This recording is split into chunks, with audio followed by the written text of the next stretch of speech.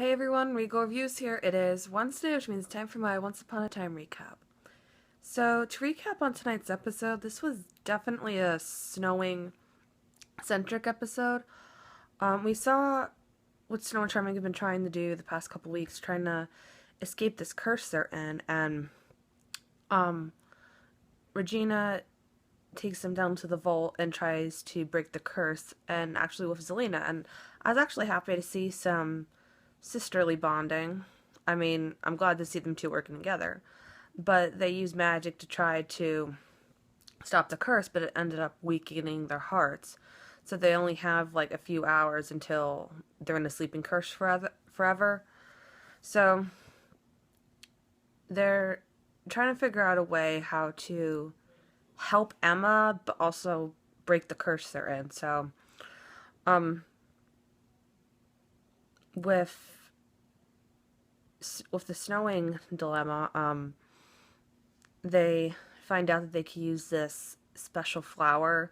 I think it's like a pixie flower. I thought it was a poppy at first, but it can reunite people with your loved ones. And it was interesting because we got to see flashbacks to the time of the curse, and we see we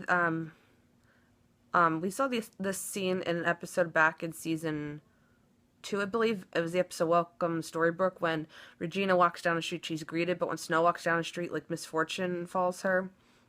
And when she, because, the curse is happening, so it's continuous, so she throws these flowers away for David, or I guess it's John Doe here, and the pixie flower is just there, so she goes to bring him this pixie flower, and David wakes up, and I'm thinking to myself, how is he, like, awake? I mean, is this a dream or something? Because we saw that Snow and Charming weren't quote-unquote awake or got their memories back till the curse was broken.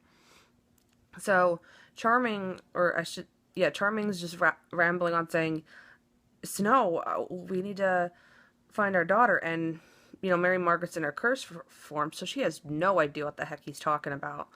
And he's telling her to just trust him, and when they hold hands, they get their memories back.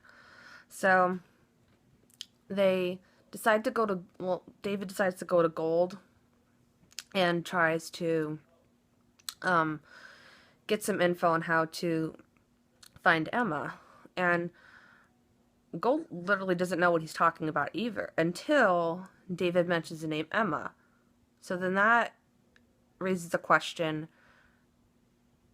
does the name Emma, is that the thing that wakes Rumple up? Because we saw it in the pilot episode that when he heard the name Emma, that's when he apparently got his memories back.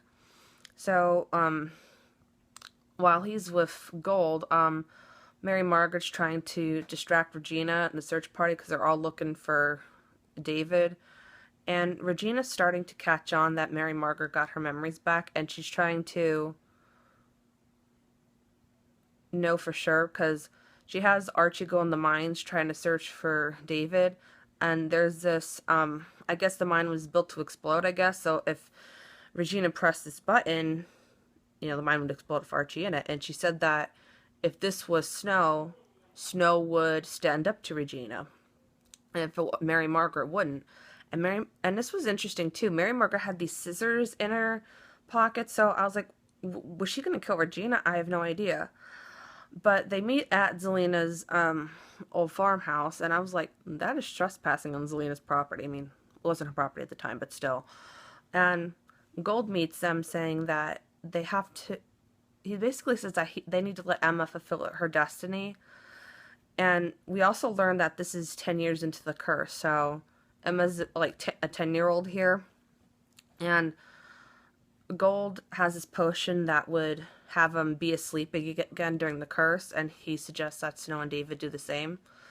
And before they can even go through this door, like, they get a glimpse of Emma. She's just basically reading like a normal kid, listening to music. And Snow convinces Charming that they need to let Emma fulfill her destiny as the savior, and saying that they need to do it for the greater good because the people in Storybrooke, they're separated from their family, so why should they get to have their family back when the others can't?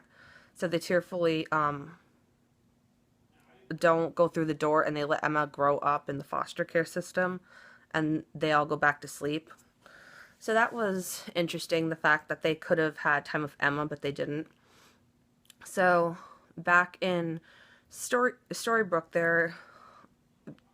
present time, they have the pixie flower potion, and Regina said it's like literally just enough. So Snow decides that they put Emma through so much and made her miss out on so much that they want to use that potion to find Hook, which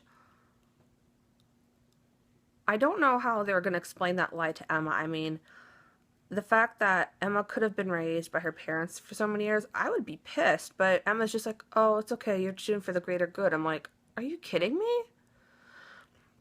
So she goes and gets Hook back, who's basically but he's been trying to find a way to get to Emma, and we actually see Tiger Lily, and she's a bit of a badass, let me tell you. And they're trying to evade Lost Boys, and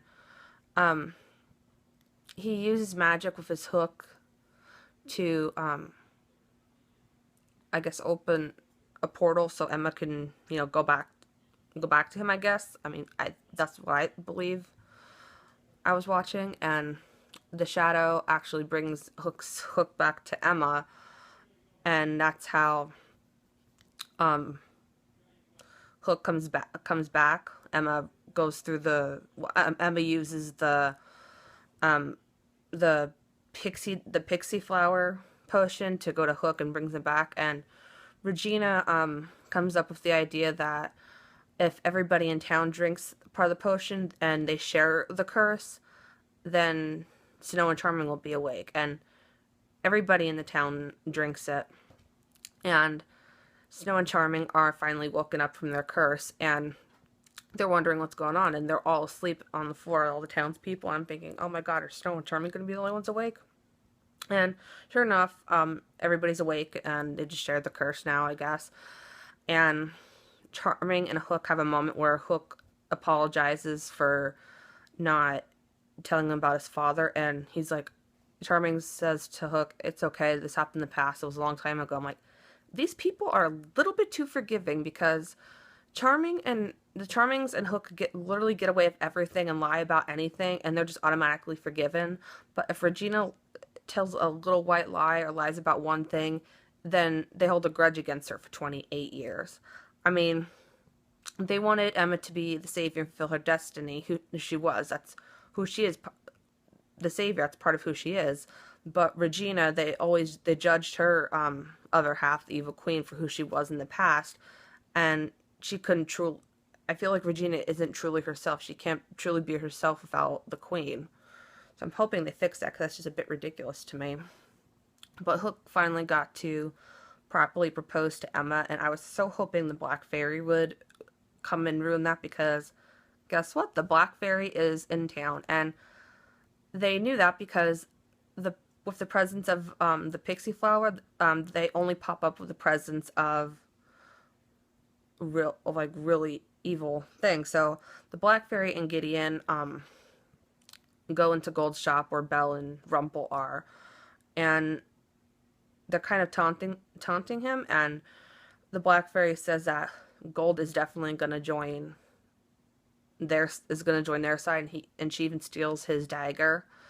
And what was interesting is that Gideon says at one point to Gold that the Black Fairy is his mother, and then Belle comes out. I'm like, that was a stab in the back to Belle. I mean, I can only imagine how she felt. But Gold then meets the Black Fairy at the end, and he figures out that the Black Fairy is controlling Gideon with his heart, and he's like asking her, how does it feel that Gideon didn't choose you, that you're the one controlling everything? And you can see that actually hit a chord with the evil queen, the Black Fairy. It seemed to affect her, because it seems like I don't know enough about the Black Fairy yet, but it seems like she really wants to be loved, and she wants somebody to love her and be loyal to her. And she again says that when darkness comes, that Gold will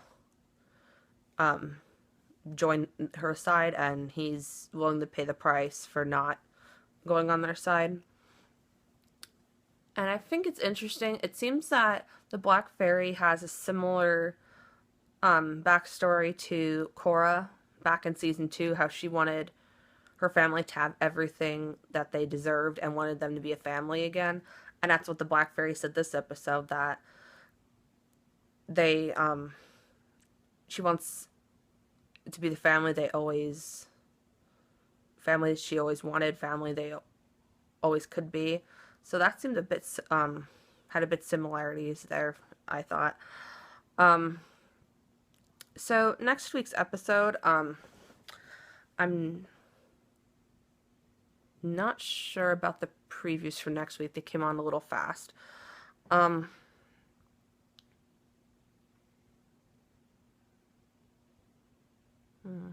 not sure about the previews for next week.